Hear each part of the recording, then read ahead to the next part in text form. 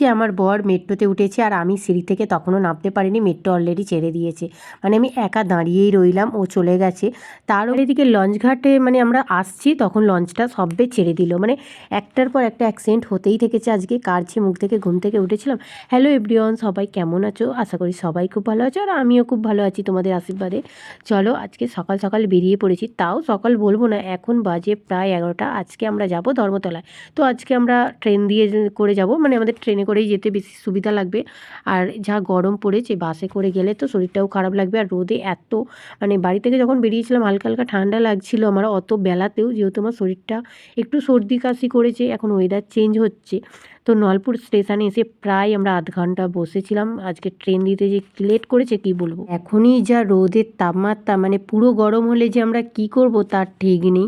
তারপর আধা ঘন্টা ট্রেনে বসে আমরা চলে এসেছি হাওড়া স্টেশন থেকে মেট্রোতে। আর এই যে দেখি এসে মেট্রোতেও সেই টিকিট কাউন্টার বন্ধ। তারপর আমরা অনলাইনে টিকিট কেটে নিলাম।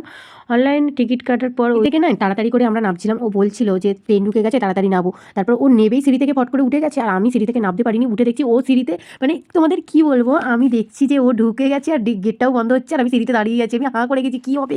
তারপর তো আমার খুব ভয় পেয়ে গেছিলো, কি আর করা যাবে। আমি বললাম যে তুমি যাও, আমি পরের স্টেশনে আসছি, মানে পরের ট্রেনে আমি আসছি। তারপর আবার কি ও দাঁড়িয়েছিল। তারপর আমরা দেখো একসাথে আবার চলে এসেছি, আর সোজা ওখান থেকে চলে এসেছি আমরা সিলেদার্সে। দেখো, আর আমি জানি না সিলেদার্সে এলে আমার মোটে আমার মনের মতো জুতো পাই না। তোমাদের কার কার সাথে এরকম হয় জানি না, মানে যেরকম বাইরে থেকে যেরকম খুঁজি সেরকম পাই, সিলেদার্সে এলে হয়তো মানে কোয়ালিটি হিসেবে ভালো, কিন্তু ওই যে একটুখানি নিজের মনের মতো ঠিকঠাক পছন্দ করতে পারি না। তারপর অনেক কিছু দেখার পর নিজের জন্য একটা জুতো কিনে নিয়েছিলাম। তারপর চলে এসেছিলাম এখানে দেখো সানগ্লাসের দোকানে। তারপর টুকটাক মার্কেট থেকে কেনাকাটা করেছিলাম, সেরকমভাবে ভিডিও করিনি, একদমই শরীর ভালো লাগছিল না, মানে শরীর বইছিলই না।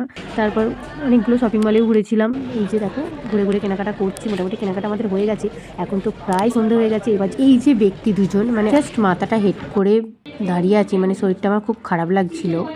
দাঁড়িয়ে দাঁড়িয়ে তোমাদের দাদা ঢুকেছিল ট্রায়াল রুমে, আর ওনারা ভেবেছে যে আমি মানে শপিং মলে কাজ করি। আমাকে বলছে, মানে আমাকে জিজ্ঞেস করছে এই জিনিসগুলোর কি দাম আছে না আছে। আমি মনে মনে ভাবছি যে আমাকে কি আপনাদের দেখে মনে হচ্ছে যে আমি এখানে কাজ করি।